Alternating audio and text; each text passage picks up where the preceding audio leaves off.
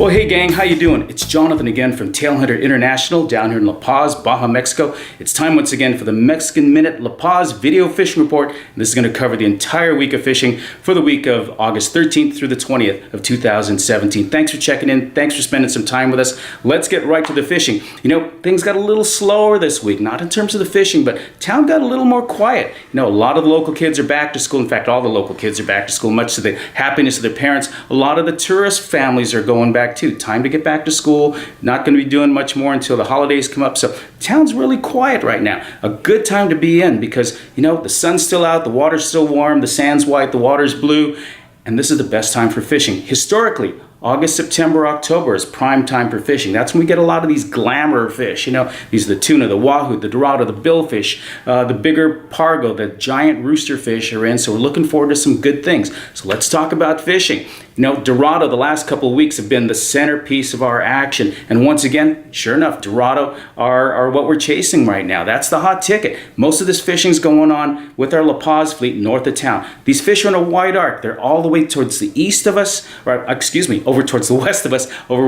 by San Juan de la Costa, as far north as El Bajo, north of the Espiritu Santo Island, and then they go all the way over to El Rosario and almost all the way over to Cerralvo Island. They're in a large scattered area. So here's the thing you got to do. You got to find the spot. You look for that current break, you look for some sargasso weed, you look for some birds breaking, and here's what can happen. You get one fish, two fish, get another fish, miss some fish, and then you think at the end of the day, wow, we really didn't have that great a day. But then you look in the box, you go, well, okay, we got some fish today. And these aren't big fish, but you know, they're legitimate 10, 15, 20, maybe some 30 pounders in the mix. So good fishing overall. Or here's what happened. You find that spot and boom, we got 2, 3, 4 fish, and then you realize, oh, these are all like 5 and 6 pounders. Kind of fun to start out with, and then you release a couple, and then that gets pretty boring. And so you go chasing off looking for some bigger fish. Or you go through the whole day and nothing's going on. You're hearing to the radio, wow, everybody's hooking fish but us. What's going on?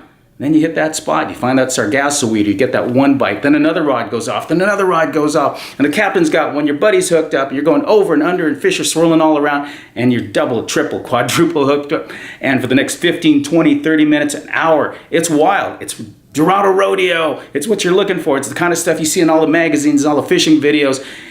And at the end of it, it just shuts off all of a sudden, and you go, whoa, we got a box full of fish, and wow, my reel's all tangled up, and my line's all shredded, and you go back, and you're high-fiving each other, and you go, wow, that is world-class, off-the-hook kind of fishing, and that can happen too, but you waited the whole day till it happens, so you just gotta hang in there.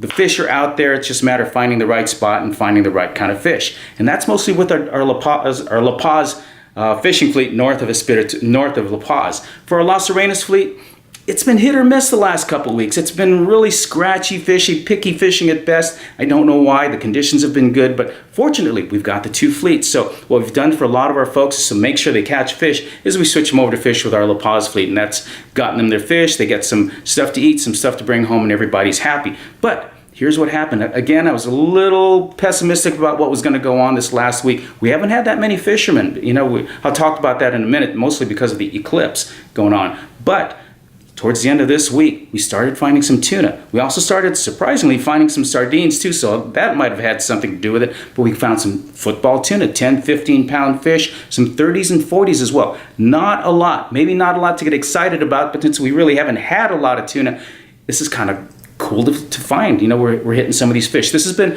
up towards the west side of Cerralvo Island. We're finding some of these fish, so we're really optimistic about it. Hopefully this is the vanguard of something really taking place. But you mix in some of those tuna with a couple big rooster fish, get a couple dorado in the boat, get some pargo, some cabrilla, have a lot of fun with the bonita, and you have a real nice action day. So Las Arenas was pretty good to us this week. Now, I'd mentioned that it was a little slow in terms of fishermen in town. You know, we've got this eclipse going on, so by the time you're listening to this, probably the eclipse is over, and we'll know certainly more about what's going on. But some folks were kind of nervous about coming down this week. Was it going to affect the tides? Were the fish not going to bite? Were the currents going to change? I got no idea. It's not like we deal with solar eclipses every single day. I think the last one was something like 2018, or I'm sorry, 2018. The next one's not going to take place for another 90 years. It's a big event as far as planet is concerned, but I don't know what that's going to do to the fishing. So a lot of folks changed their dates, moved their dates around, canceled, and gave us some new dates to do. So we didn't have many fishermen this last week. We don't have that many coming this week. On the other hand, for those folks that were down, a lot less traffic on the water, and everybody seemed to do pretty well. So listen, that's what's going on right now. We'll have more information for you as we do every week on the La Paz Video Fishing Report. And this is Jonathan from Tailhunter International down here in La Paz. Thanks for checking in. Please subscribe. Looking forward to having you down.